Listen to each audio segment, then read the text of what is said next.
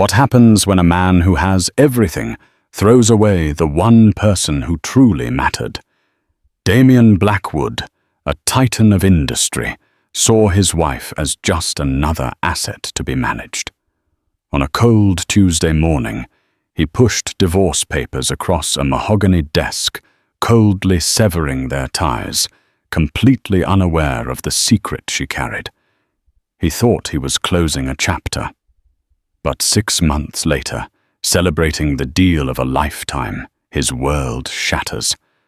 Live on a Bloomberg Businessweek broadcast the new CEO of the company he's just acquired is revealed. It's his pregnant ex-wife, and she's not just back in his life, she's his new boss. The pen felt like a shard of ice in Isabella Rossi's hand. It was a Mont Blanc, Damian's favorite brand, of course. Everything in this room on the 50th floor of Blackwood Tower was an extension of him, cold, expensive, and designed to make one feel small. The floor-to-ceiling windows showcased a sprawling Manhattan, a kingdom he believed he had conquered, one hostile takeover at a time. "Just sign." Isabella Damian's voice was devoid of emotion, the same tone he used when closing a multi-million-dollar deal. He wasn't looking at her, but at his Patek Philippe watch, as if her heartbreak was an inconvenient delay in his schedule. "Marcus has reviewed the terms. They are, as I instructed, exceedingly generous." Generous. That was the word he used. A lump sum payment that could buy a small island, a luxury apartment in the Upper West Side she never wanted, and a non-disclosure agreement so restrictive it felt like a gag order on her very soul. He was buying her silence, her absence. Isabella's gaze drifted from the stark black ink on the page to her husband of 3 years. Damian Blackwood was a man carved from ambition and success. His dark hair was perfectly styled, his Tom Ford suit immaculate. He was handsome, devastatingly so, but the warmth she'd once seen in his eyes had long been replaced by the cold glint of calculation. He saw the world in terms of assets and liabilities. For a while, she was an asset. The beautiful, intelligent, socially graceful wife who looked good on his arm at galas. Now she was a liability. Her desire for a real partnership for a family, for a life beyond his shadow, had become inconvenient. Her hand trembled as she rested it on her stomach, a gesture so subtle Damian didn't even notice. Beneath the fine silk of her blouse, a secret was growing. A tiny, precious life. Their baby. She had found out a week ago, a day after he'd announced he was calling his lawyers. The irony was a cruel, twisting knife in her gut. For 2 years she had begged him to start a family, only to be told it wasn't the right time for the portfolio. The market wasn't stable, he'd say, or a big acquisition needed his full attention.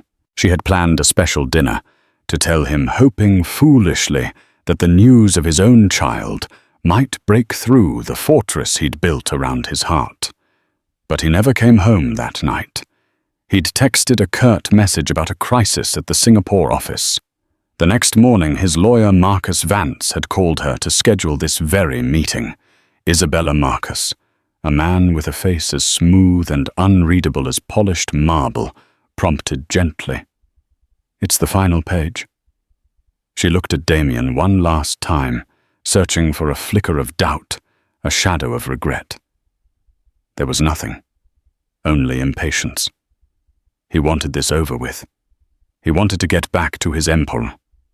A tear she hadn't realized was forming, escaped and traced a hot path down her cheek. She quickly wiped it away. She would not give him the satisfaction of a breakdown. Her pain was hers alone, and so was her secret. He didn't deserve to know. He didn't deserve to be a father. Not like this. With a deep, shuddering breath, she uncapped the pen. The scratch of the nib against the thick, creamy paper was the only sound in the room. Isabella Rossi, Her signature was a little shaky, but it was done. She pushed the papers back across the vast expanse of the mahogany desk.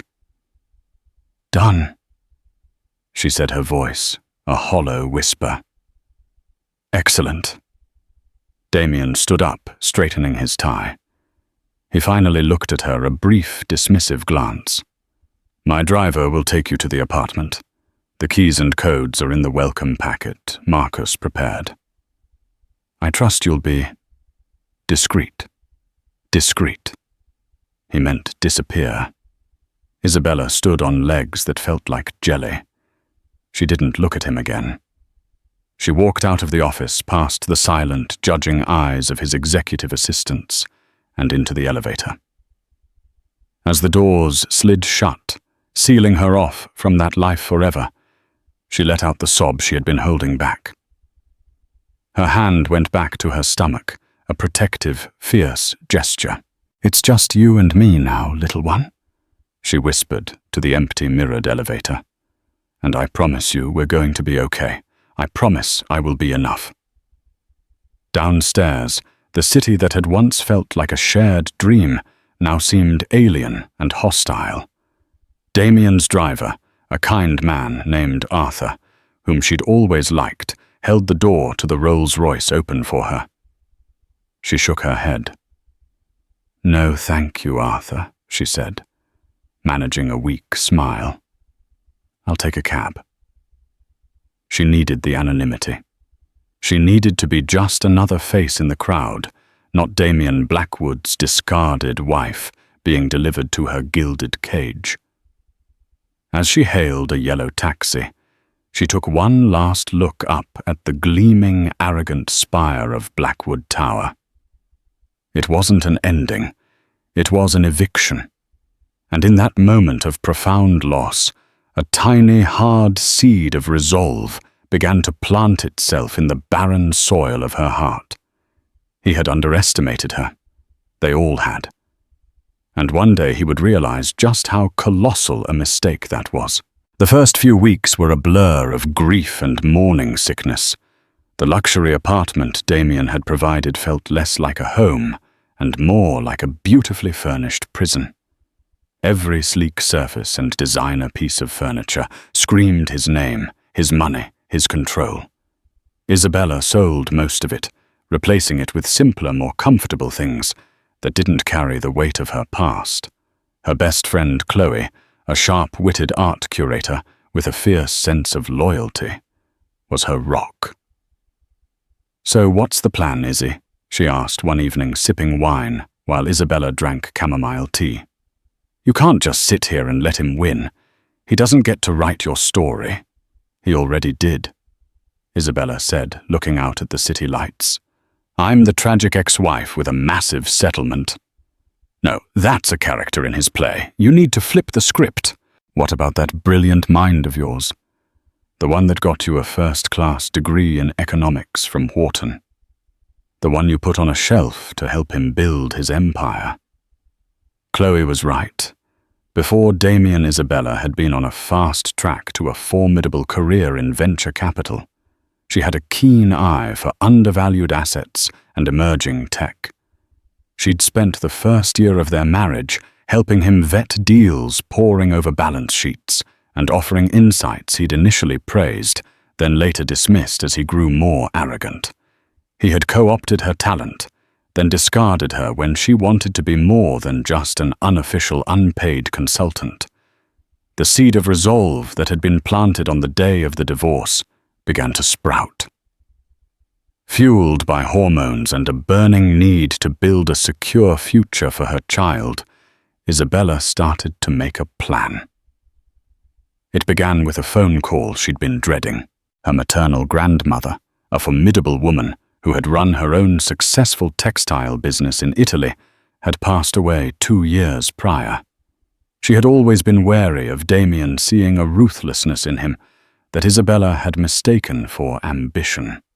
In her will, she had left Isabella a substantial inheritance, but with a complex condition, it was to be held in a blind trust, inaccessible to her, as long as she was married to Damian Blackwood. Her grandmother had foreseen a day like this. Accessing the trust was a complicated legal process, one designed to be difficult. It took 2 months of painstaking work with a team of Swiss lawyers, but finally the confirmation came through. The amount was staggering. Far more than she had ever imagined. It wasn't just a safety net, it was a war chest. Isabella didn't want revenge, not in the petty sense. She wanted to build something that was hers, something that would prove to herself and to the world that she was more than Damian Blackwood's wife. She started small, working from a makeshift office in her spare bedroom. She reactivated her old network, reaching out to contacts from university, and her brief time in the finance world. She was met with some skepticism, but her insights were as sharp as ever. She made a few discreet, brilliant investments in tech startups, her instincts proving unerring. Her capital grew. Her target soon came into focus, a mid-sized, publicly traded tech firm called Innovate Dynamics. It was a company she and Damian had once discussed acquiring. Damian had scoffed, saying it was fundamentally broken, its leadership uninspired. But Isabella had seen something he hadn't, a portfolio of groundbreaking patents, a brilliant but under-supported R&D department, and a loyal customer base. It wasn't broken, it was mismanaged. It was a diamond in the rough, and as fate would have it, Blackwood Enterprises was once again circling Innovate Dynamics, preparing a hostile takeover bid. The news was all over the financial press. Damian was positioning it as the capstone of his year, a move that would solidify his dominance in the sector. He thought it was a done deal. Isabella saw her opening. She wouldn't try to outbid him directly. That was his game, and he was the master of it. She would be smarter. She would be surgical. Through a series of shell corporations and a discreet private equity firm in Geneva that owed her a favor, she began to quietly buy up Innovate Dynamics stock. It was a slow, methodical process, executed in small blocks to avoid tripping any alarms. While Damian was preparing his public, bombastic takeover announcement, Isabella was silently gaining control from the inside. Her pregnancy was advancing. By the 5th month, she had a noticeable bump, a constant reminder of what she was fighting for. Some days were hard. Exhaustion and loneliness were constant companions. But every time she felt like giving up, she would feel a tiny kick, a flutter of movement inside her, and her resolve would harden like steel. She recruited a small, fiercely loyal team. Among them was Julian Croft, the brilliant but frustrated head of R&D at Innovate Dynamics. She had reached out to him secretly, selling him on her vision, not just to save the company, but to unleash its true potential. He saw in her the leadership he'd been craving and became her inside man, feeding her information about the company's real strengths and Damian's strategic weaknesses. The final piece of the puzzle was securing a majority stake. This required a bold move, convincing the company's aging founder and largest single shareholder, a man named Arthur Kensington, to sell his shares to her anonymous entity rather than succumb to Damian's bid. She flew to Boston to meet him now, 6 months pregnant and unable to hide it. She didn't try. She walked into the meeting at the stuffy old Bostonian club and laid out her entire plan. She told him about Damian's strategy to gut the company, sell off its patents, and fire most of the staff. Then she laid out her vision to invest, to innovate, to build on the legacy he had created. Kensington, a shrewd old man, listened intently. He looked at her pregnant belly, at the fire in her eyes. "Why are you doing this?" he asked. "This is a deeply personal fight, isn't it?" Isabella met his gaze. "The most successful ventures always are," she replied. He smiled a slow, knowing grin. He had seen enough of Damian Blackwood in the papers to understand. "You've got a deal, young lady," he said, shaking her hand. "Give that corporate pirate hell." With Kensington's shares, she crossed the 51% threshold. She had done it. Innovate Dynamics was hers. The board was legally obligated to accept her as the new controlling shareholder and CEO. The trap was set. All she had to do was wait for Damian to walk into it. Damian Blackwood was having an excellent day. An excellent 6 months, in fact. Life without Isabella was efficient. There were no more emotional conversations to navigate, no more dinners he was expected to attend, no more talk of us. His life had been streamlined back to its purest form work. His penthouse apartment, a marvel of glass and steel overlooking Central Park, was silent and orderly. His schedule was packed from dawn until midnight, with meetings, calls, and strategic sessions. He was thriving. Blackwood Enterprises had posted record profits for 2 consecutive quarters. The divorce had been a clean cut. He had been generous as promised, and in return Isabella had vanished. He hadn't heard a word from her or about her.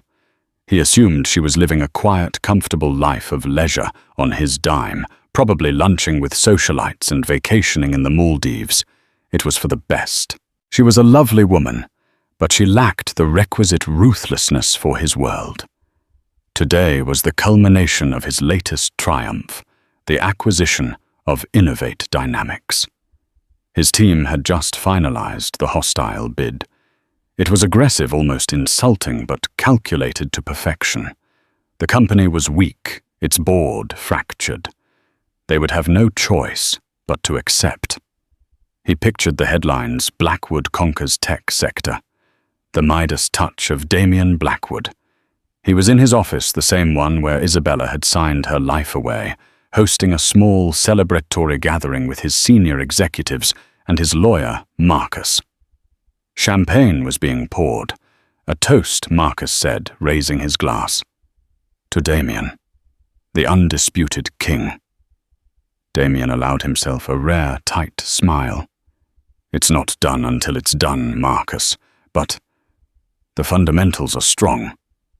He took a sip of the vintage Dom Perignon. It tasted like victory. His large-screen TV, always tuned to Bloomberg, was playing in the background, with the volume on low. Analyst reports, stock tickers, and market news provided a constant, soothing hum to his life. "And now for our top story on Bloomberg Markets, the close." The anchor's voice cut through the celebratory chatter. Damian glanced at the screen, mildly interested. "In a move that has stunned Wall Street." The anchor continued, her expression serious. "A surprise buyout of tech firm Innovate Dynamics has just been confirmed, thwarting a widely anticipated hostile takeover bid from powerhouse Blackwood Enterprises." The room went silent. Champagne flutes paused halfway to mouths. Damian's smile vanished. He turned his full attention to the screen, his heart beginning to pound with a strange mix of anger and confusion. Thwarted, impossible. The acquisition was orchestrated by a previously unknown Swiss private equity firm, Phoenix Holdings, the anchor explained. Sources say the firm quietly amassed a controlling 51% stake over the past several months. The board of Innovate Dynamics has convened an emergency session and has just voted to install the CEO of Phoenix Holdings as their new chairman and CEO effective immediately. Damian's knuckles were white as he gripped his glass. Who the hell was Phoenix Holdings? He had the best corporate intelligence team in the world. How could they have missed this?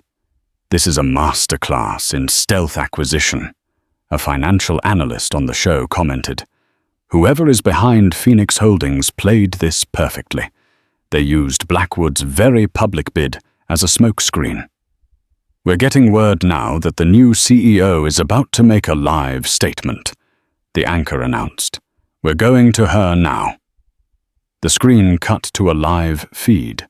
A woman was stepping up to a podium, the Innovate Dynamics logo emblazoned behind her. She was poised, confident, radiating an aura of absolute authority. Her dark hair was styled in a sleek, professional bob. She wore a tailored navy blue dress that was both powerful and elegant.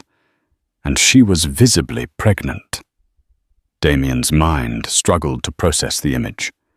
The face was familiar, but the context was so alien, so utterly impossible, that his brain refused to connect the dots. It couldn't be. Then she spoke, and the world tilted on its axis. "Good afternoon." The voice was smooth, clear, and carried an unmistakable note of command.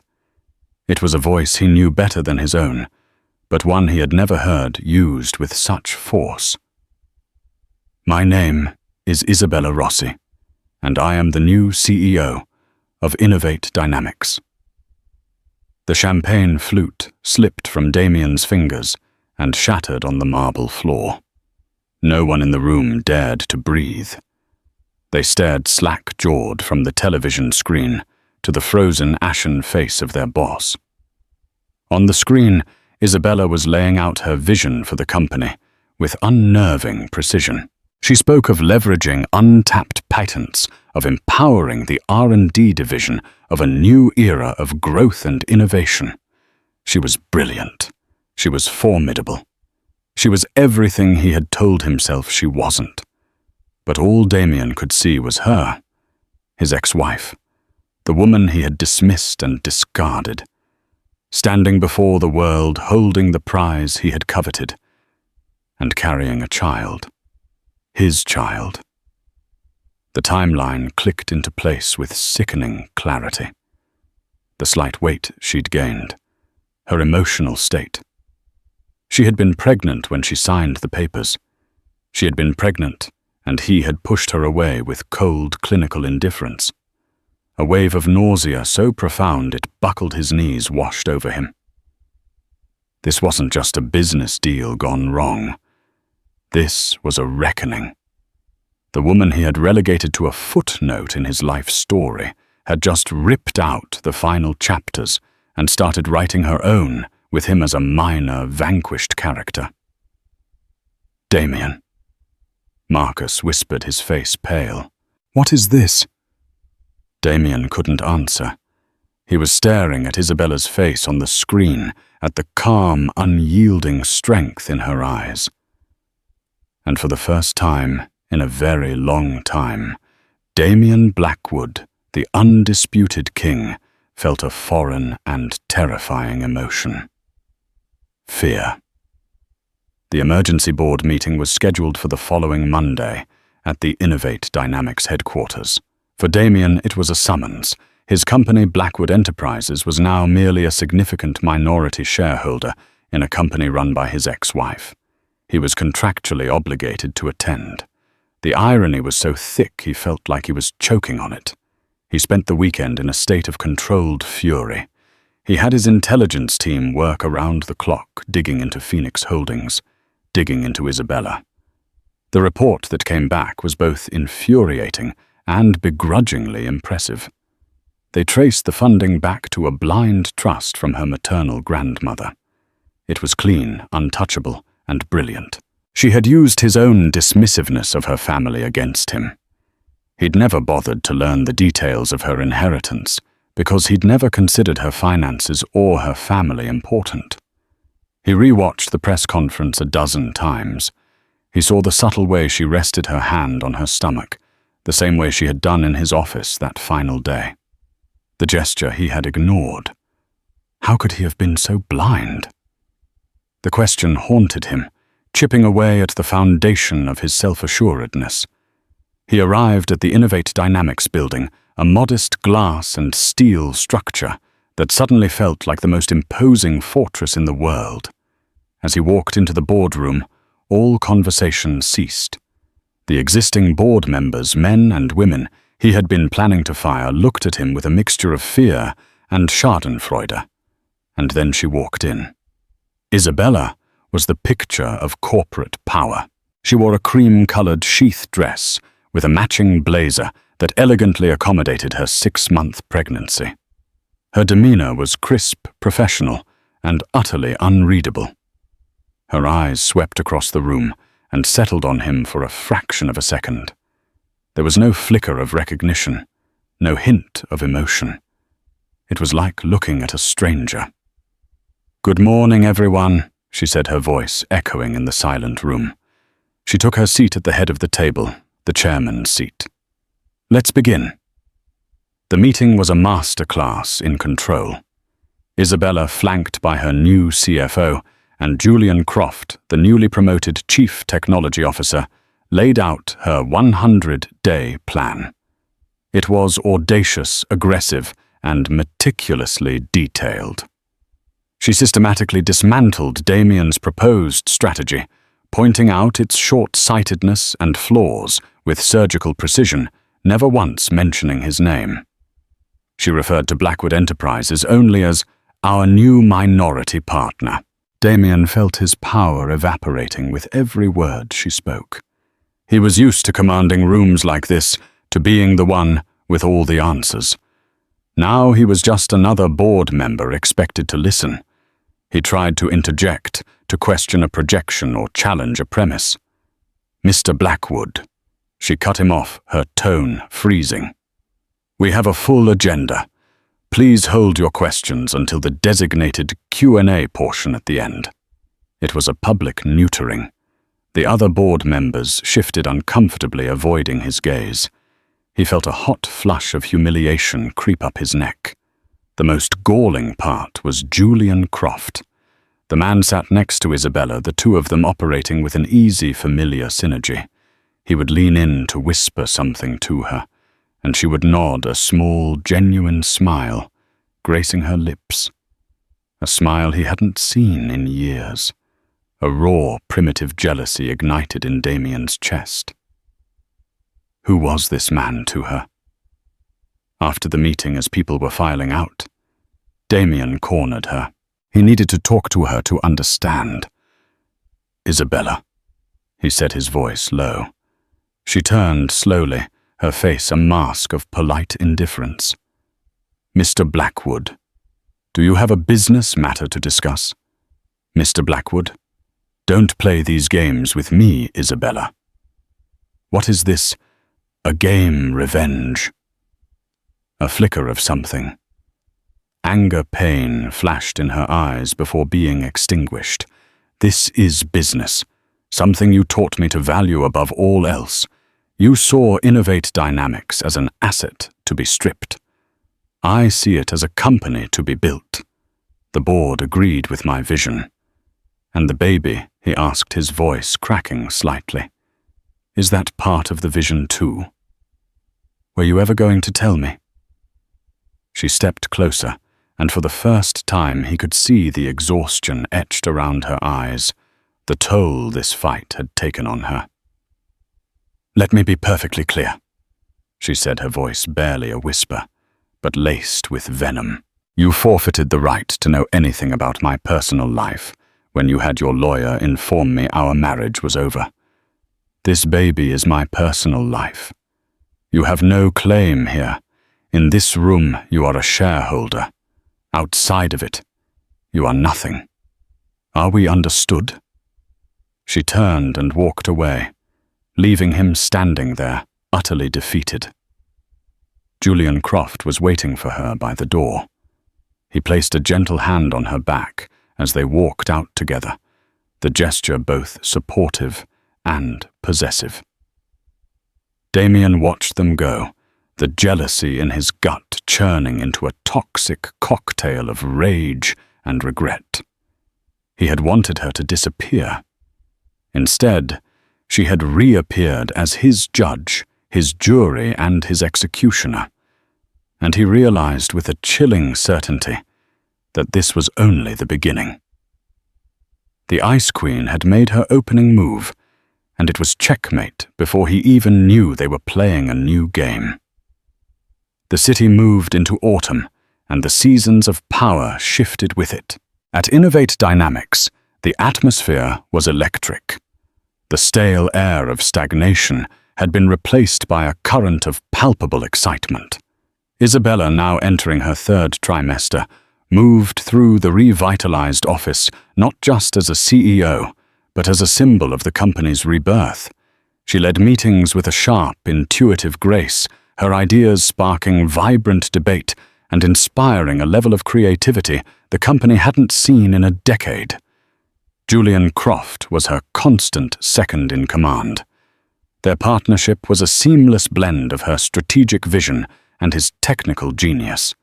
They would spend hours whiteboarding complex schematics for their flagship project, Chimera, often pausing as Isabella would smile and place a hand on her belly, feeling the kick of the tiny life that was the silent third partner in all her endeavors.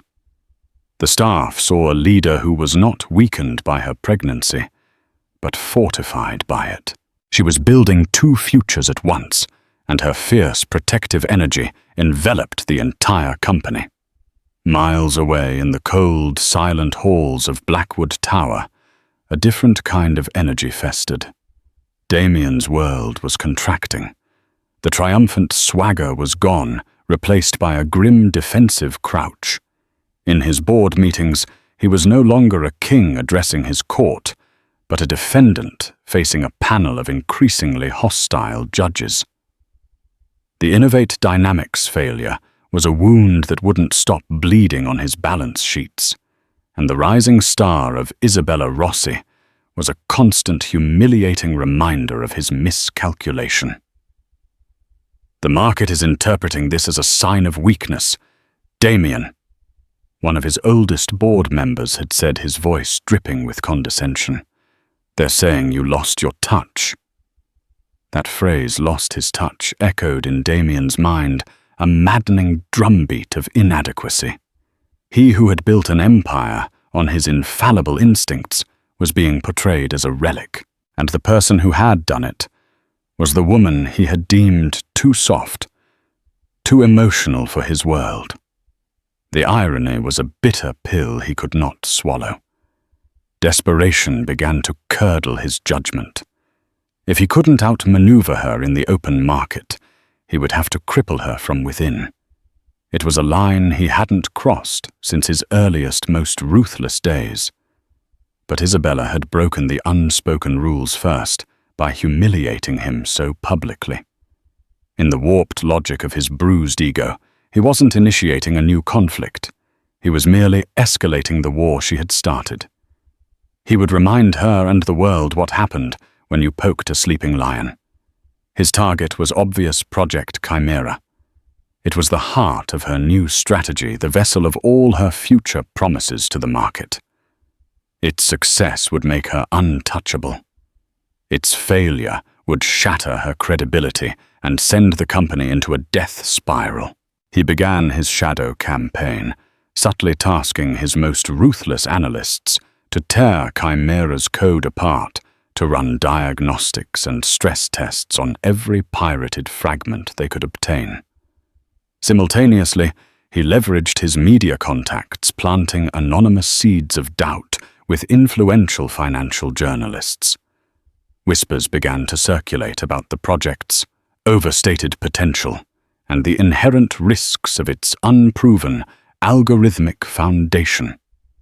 But he needed an eye on the inside. He found his pawn in Victoria Sterling.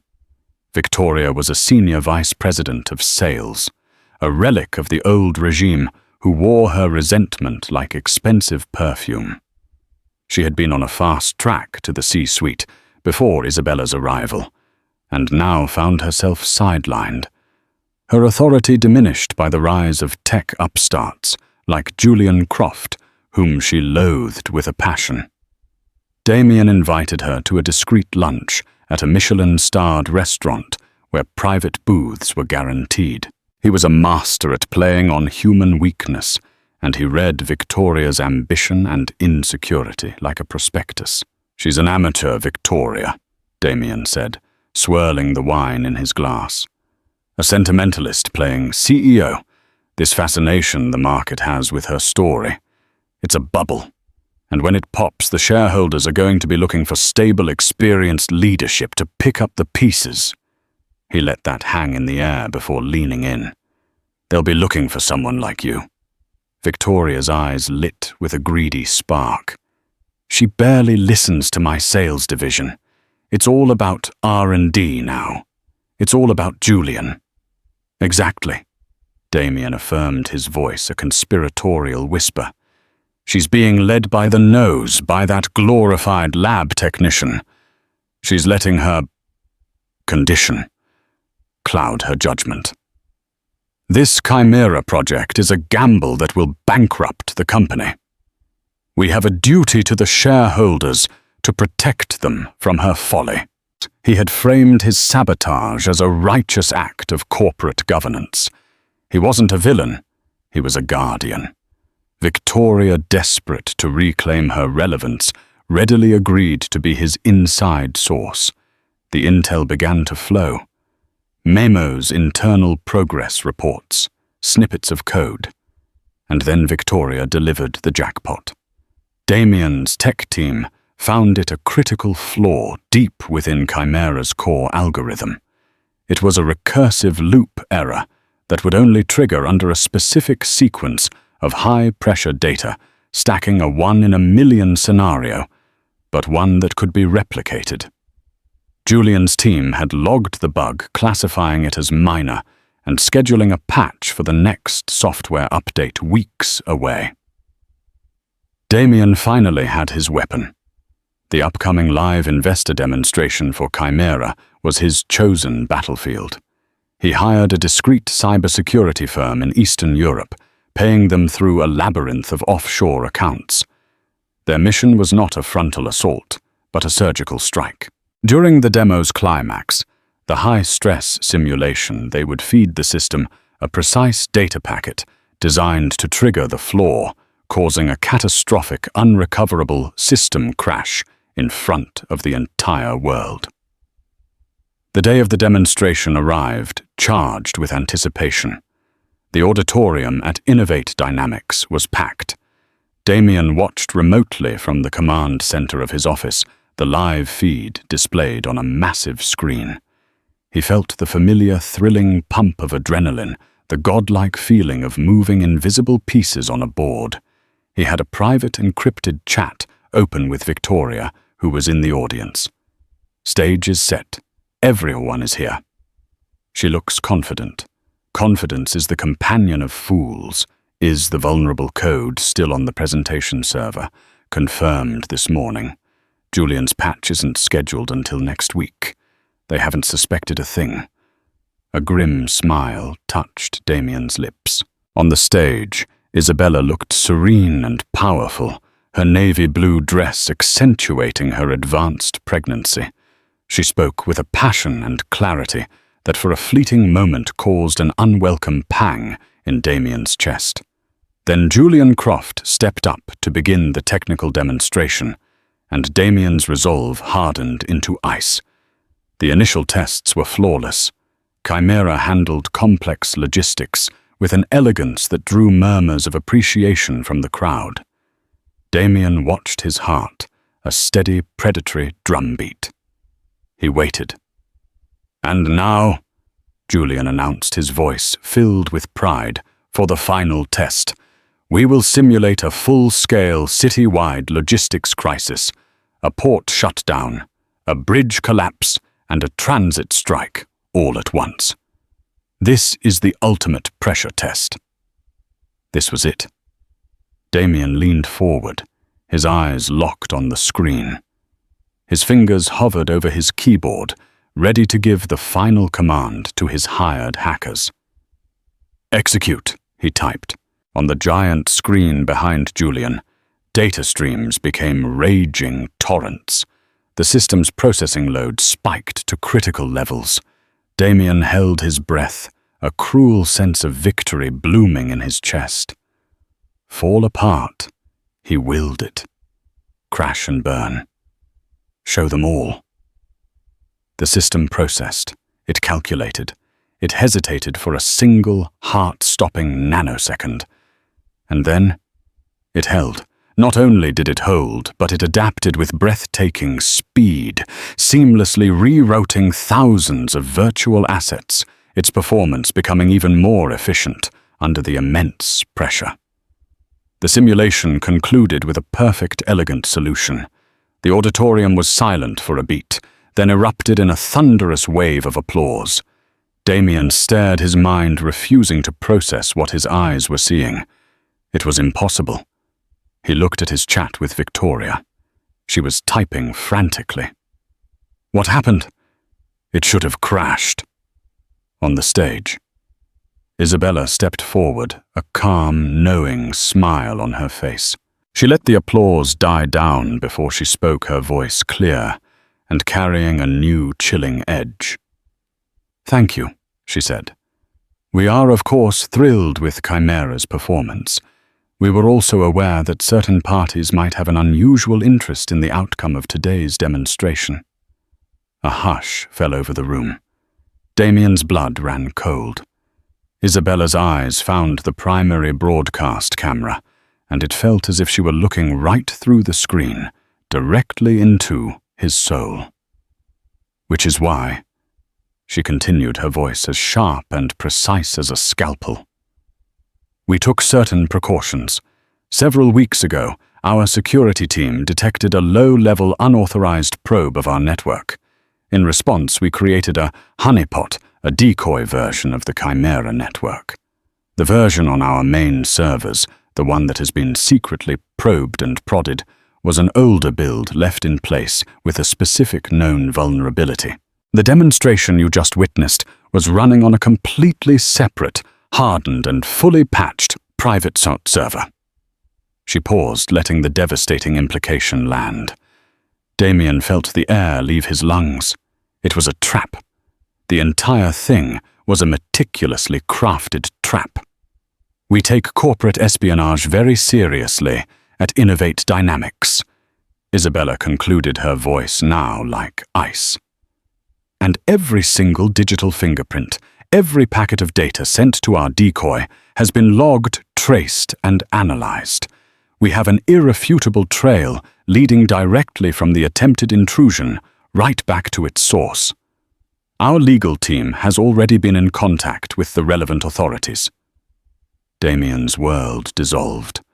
The smug confidence, the rage, the pride, it all collapsed into sheer, unadulterated terror. He hadn't been the hunter.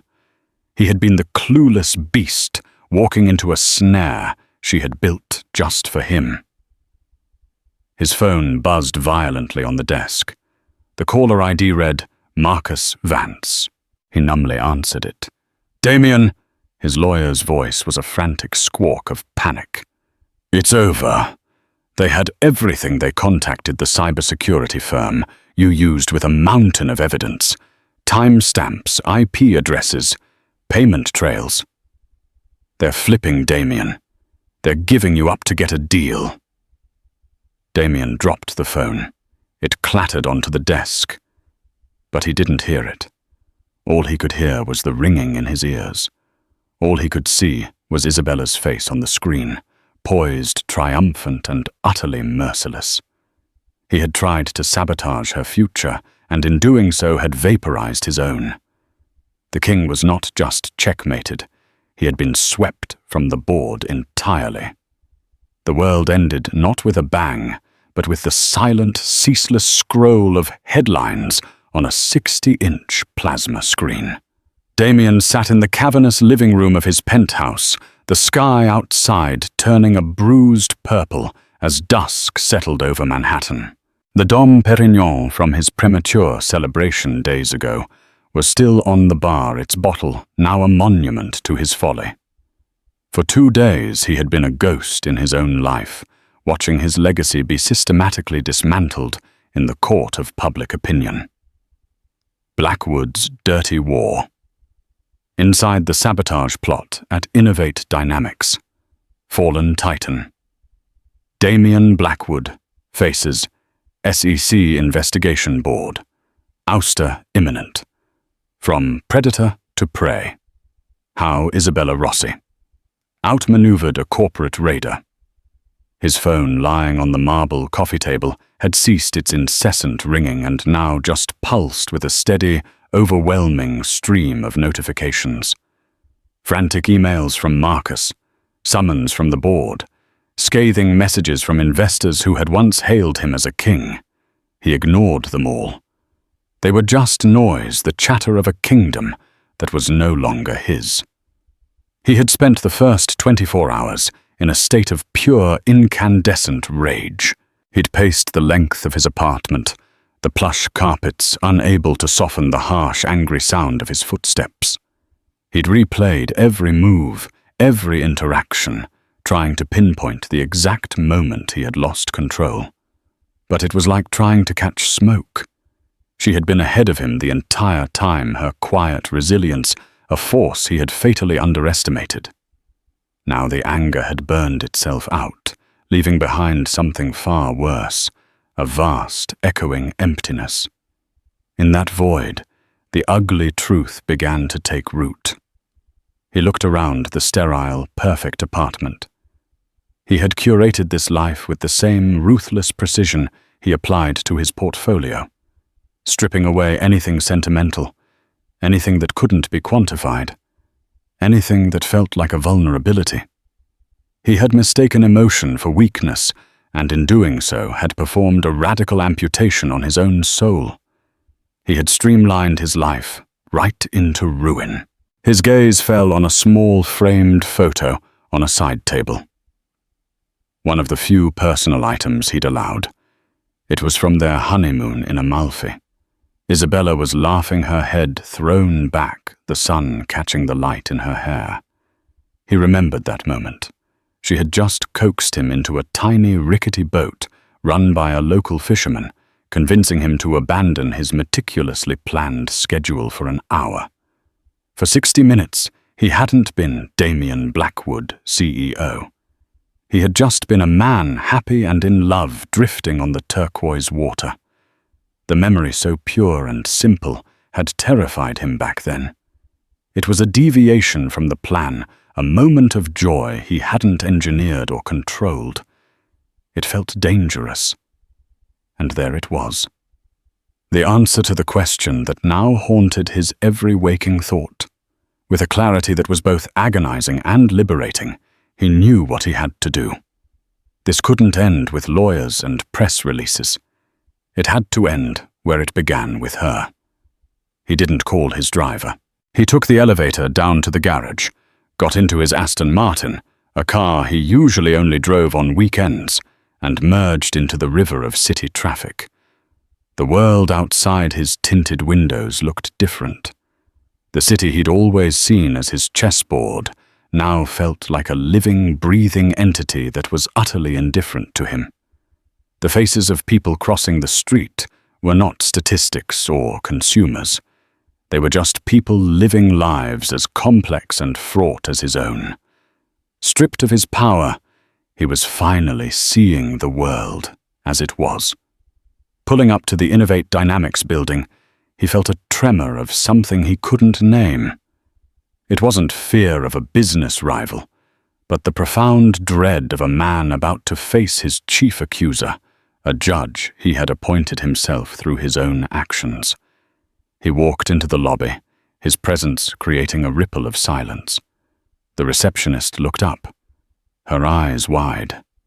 He didn't stop. He strode to the executive elevator and rode it up the ascent, feeling like a slow climb to the gallows.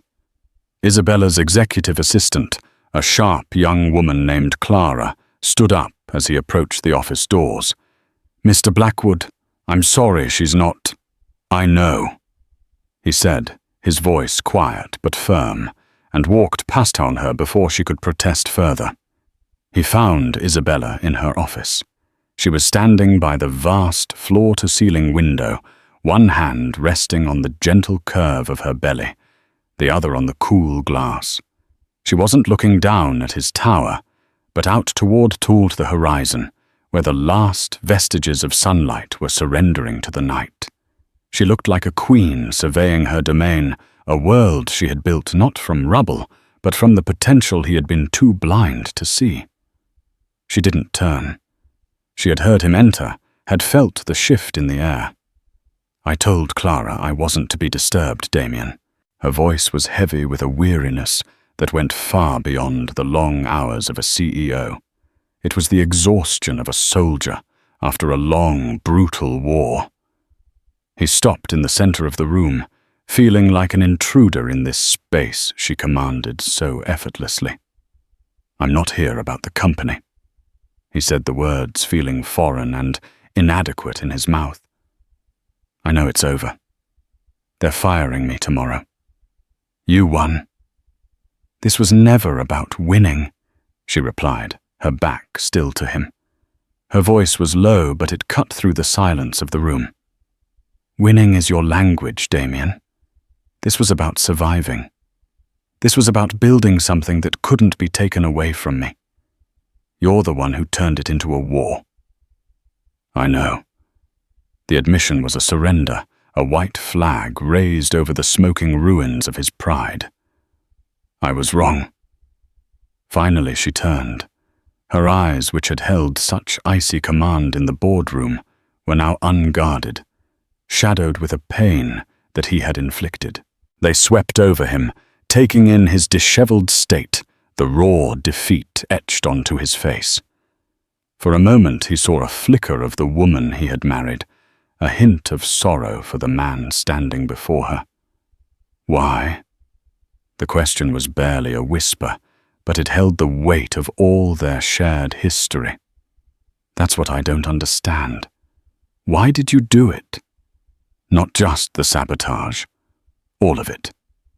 She took a step forward, her voice gaining a tremor of resurrected agony. "Why did you throw us away? Was it so easy to have your lawyer call to push those papers across the desk, as if you were closing a trivial account? Was I so insignificant to you?" The raw, unfiltered pain in her voice struck him with the force of a physical blow. He had no defense, no excuse, only the truth. "No!" He choked out the word, thick with unshed tears. He shook his head, a gesture of profound self-recrimination. "No, Isabella. You weren't insignificant. You were the most significant thing in my life. And that terrified me." He took a hesitant step closer, bridging the vast space that had grown between them. "My entire life, my entire identity, was built on control. I control the market. I control my assets. I control my image. Everything is a variable to be managed. But I couldn't control you. And I couldn't control how I felt about you." His voice broke. "You were this brilliant, beautiful force of nature that didn't fit into any of my spreadsheets. And loving you, it felt like a risk. It felt like a liability to my ambition. In my twisted worldview, it felt weak." A harsh, broken sound that might have been a laugh escaped his lips. "I told myself I was being logical, that our lives were diverging. I told myself I was streamlining, optimizing for success, but I was just a coward. I was terrified of a feeling I couldn't command. So I did what I always do with a perceived threat. I neutralized it. I pushed you away." The confession poured out of him a torrent of regret. "And when I saw you on that television screen, so powerful, so poised, and with our child, all that arrogance just shattered. It wasn't just jealousy, Izzy. It was awe. And in that moment, I saw the full scale of my stupidity. I didn't just lose a wife. I threw away the best part of myself. I tried to tear you down because I couldn't bear the light of your success when I was in the dark. It was petty. It was monstrous. And I am so sorry." Tears were now streaming down his face, hot and shameful. The powerful Damian Blackwood was gone, replaced by this broken man, finally confessing his sins. Isabella stood frozen, her own tears welling in her eyes, silent witnesses to his unraveling. The apology was everything she had once longed to hear, and it had arrived a lifetime too late. She saw the ghost of the man she had loved, the passionate, vulnerable man he'd kept locked away. She took a deep, shuddering breath, her hand never leaving the protective curve of her stomach. "Your apology. I hear it, Damian. I even believe it." Her voice was soft but firm. "But it doesn't undo the damage. It doesn't erase the months of fear or the coldness in your eyes when you handed me my walking papers. Words can't rebuild a world that you burned to the ground." "I know," he whispered. He looked down at his hands, then back at her. "I know I don't deserve forgiveness. I don't deserve a second chance with you. I destroyed that. But the baby..." His gaze dropped to her stomach, and his expression shifted into one of desperate pleading hope. He or she, they didn't do anything to deserve this. They deserve a father. If you'll let me, I'll do anything. I'll spend the rest of my life earning the right to be in their life. Not as your husband, but as their father. I'll be the man you always deserved." As he spoke, he saw a change in her expression, a sharp intake of breath. Her eyes widened not from his words, but from an internal shock. She gasped a low sound of pain, and her free hand flew to her lower back, her body tensing. Isabella. Damian's own drama. His regret, his entire crumbling world evaporated in an instant, replaced by a surge of pure primal alarm. He rushed forward, his hands hovering uselessly in the air. "What is it? What's wrong?"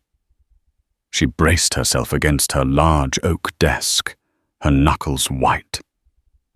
She squeezed her eyes shut, breathing through another wave of intense pressure. When it passed, she looked at him, her face pale, but her eyes clear. "The baby," she breathed, her voice a mixture of shock and inevitability. I think it's time."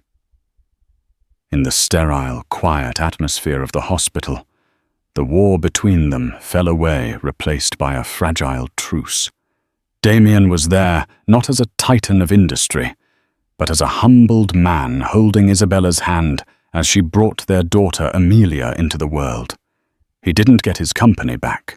He faced legal battles and public disgrace, forced to rebuild his life from the ground up. But in losing everything he thought he wanted, he gained the one thing he truly needed: a chance at redemption. Isabella, now a celebrated CEO and a mother, didn't give him an easy path. She didn't take him back. Instead, she offered him something more challenging and more meaningful: the opportunity to co-parent, to prove through actions, not words, that he had truly changed. Their story wasn't a fairy tale ending, but a messy, realistic, and hopeful new beginning. What a roller coaster of emotion, betrayal, and ultimate triumph. Isabella's journey from a heartbroken wife to a powerhouse CEO is a testament to the power of resilience.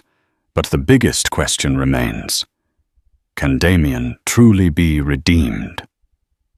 Can a man who caused so much pain ever truly earn back trust and become the father his daughter deserves? What do you think? Let us know your thoughts in the comments below. If you were in Isabella's shoes, what would you have done? If you were captivated by this story of love loss and incredible revenge, please show your support by hitting that like button.